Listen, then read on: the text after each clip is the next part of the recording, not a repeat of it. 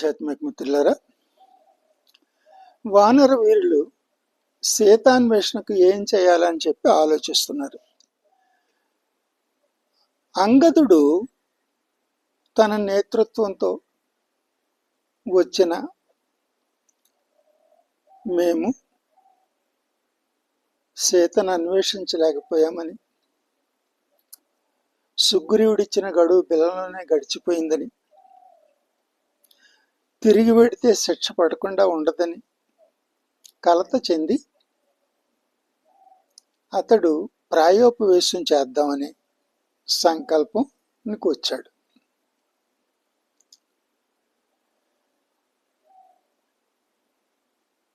జాంబవంత, నీల మొదలగు కొద్దిమంది వీరులు తప్ప వానర సైన్యం అంతా కూడా అంగదున్నే అనుసరించాలని నిర్ణయించుకున్నారు.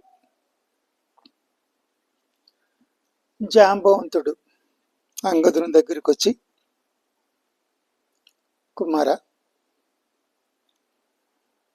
సుగ్రీవుడు మనకు గొప్ప బాధ్యతను ఇచ్చాడు. మనం నిరుత్సాహపడకూడదు. వాలిపుత్రుడు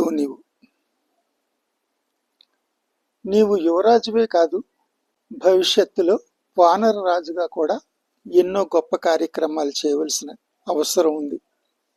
ఎందుకంటే నీ పినతండ్రి సుగ్రీవునికి పిల్లలు లేరు. పిల్లలు లేని తను నిన్నే తన పుత్రునిగా చూసుకుంటున్నాడు.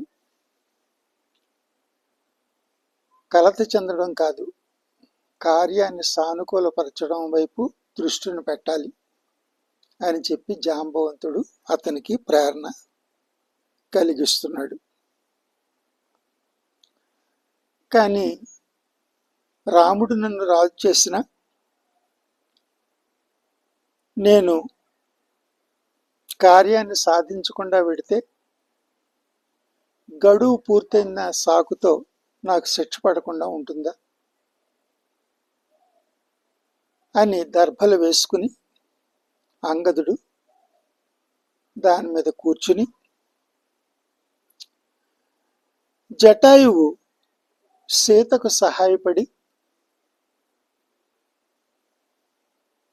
తన ప్రాణాలను అర్పించి తన జన్మ ధన్యం చేసుకున్నాడు. రామకార్యం కోసం మనం వచ్చిన రామకార్యాన్ని పూర్తి చేయలేకపోయాము. జటాయువు ధన్యుడు, రాక్షసుల చేతిలో మరణించిన అతను స్వర్గానికి వెళ్ళాడు అని చెప్పేసేసి ఎప్పుడైతే అంగదుడు అన్నాడో, అక్కడే పర్వతం మీద కూర్చుని ఉన్నటువంటి సంపాతి, వానర శ్రేష్ఠులారా, జటాయువు మరణించాడా? జటాయువు నా సోదరుడే, నా పేరు సంపాతి. నేను నా సోదరుని మాట ఇంతకాలానికి విన్నాను అని చెప్పి ఎప్పుడైతే చెప్పాడో, నా సోదరుడు ఎలా మరణించాడో వివరించండి అని కోరగా, అప్పుడు అంగదుడు అయోధ్యరాజు దశరథుని పుత్రుడు రాముడు సీత లక్ష్మణులతో కలిసి వనాలకు వచ్చాడు. రామలక్ష్మణులు లేని సమయంలో సీతను రావణుడు అపహరించాడు. రాముడు సుగ్రీవుల మైత్రితో సీతాన్వేషణ కోసం మేము ఇలా వచ్చామని చెప్పేసి అంగదుడు చెప్తాడు. చెప్పేటప్పటికి అప్పుడు సంపాతి ఏమంటాడంటే, ఒకసారి రామ, నాయన, లక్ష్మణ అంటూ రోధిస్తున్నటువంటి ఒక స్త్రీని రావణుడు లంక తీసుకువెళ్ళడం నేను చూశాను. రామ, లక్ష్మణ అందే అంటే ఆమె సీతే కావచ్చు. నాకు దివ్య దృష్టి ఉంది, దాని ద్వారా సీత ఎక్కడుందో నేను చూసి చెప్తాను. నా సోదరుని యొక్క విషయాన్ని నాకు ఇంతకాలాన్ని తెలియచేశారు. అంతేకాకుండా రామకార్యం కోసం నా సోదరుడు శరీరాన్ని చాలించడం నాకు చాలా ఆనందంగా ఉంది. నా సోదరునికి అంత్యేష్టి కార్యక్రమాలని రాముడే చేస్తాడంటున్నారు. వారికి నేను కొంత సహాయం చేయాలని ఉంది అని చెప్పి ధ్యాన దృష్టితో సంపాతి చూడడం ప్రారంభించాడు. అతనికి లంకలో ఉన్న సీతాదేవి కనిపించింది. నాయనలారా, సీతాదేవి లంకలో ఉంది. లంక సముద్రానికి 100 యోజనాల అవతల ఉంది. మీరు అక్కడికి వెళ్ళి ఆమెను కలిసి మీరు క్షేమంగా తిరిగి రాగలరు. మీరు ప్రయత్నం చేయండి.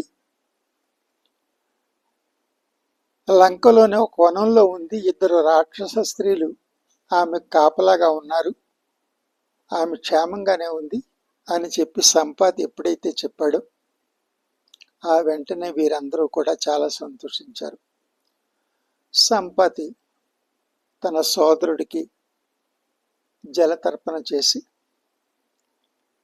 ఆయన ధ్యాన సమాధిలోకి వెళ్ళారు. 100 యోజనాలు దాటి లంకకు వెళ్ళి సీత జాడను తీసుకువచ్చేవారు ఎవరా అని చెప్పేసి వానరులందరూ తర్జన భర్జన పడుతూ ఉన్నారు. సీత లంకలో ఉందని తెలిసిన వానర వీరులు ఉత్సాహంతో లేచారు. ఎవరు సముద్రాన్ని లంఘించి లంకలోకి వెళ్ళి సీత జాడ తెలుసుకొస్తారని ఆలోచిస్తూ అందరూ జాంబవంతుని వంక చూశారు. జాంబవంతుడు ధ్యానంలో సముద్రం ఒడ్డున కూర్చుని ఉన్న హనుమంతుని దగ్గరకు వెళ్ళి ఆయన పక్కగా కూర్చొని, హనుమ, సీత జాడ తెలిసింది. 100 యోజనాల అవతల ఉన్నటువంటి లంకలో సీత ఉంది.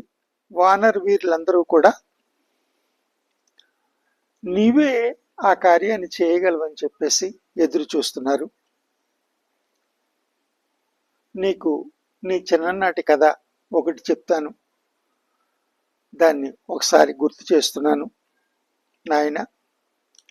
అప్సర స్త్రీలలో పుంజక స్థల అపమాన సౌందర్యవతి. ఆమె శాపవశాన కుంజరుడునే వానరుని ఎంట అంజని అనే పేరుతో జన్మించింది. ఆమె కేసరి భార్య. వాయుపుత్రుని అనుగ్రహంతో వారికి నీవు జన్మించావు. నీవు బాల్యంలో ఉదయభానుని చూసి ఫలమనుకుని దాన్ని తినాలనే కోరికతో వ్యోమాకాశంలో ఎగురుతూ 300 యోజనాలు ప్రయాణించావు. సూర్యుని వేడి నీకు ఏమాత్రం తగలలేదు. అయితే మహేంద్రుడు సృష్టి నియమానికి ఇది విరుద్ధం అని భావించి వజ్రాయుధాన్ని నీపై ప్రయోగించాడు.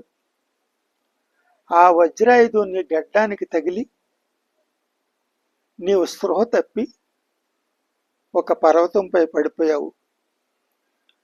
దాన్ని చూసిన వాయుదేవుడు నిశ్చలంగా మారిపోయాడు.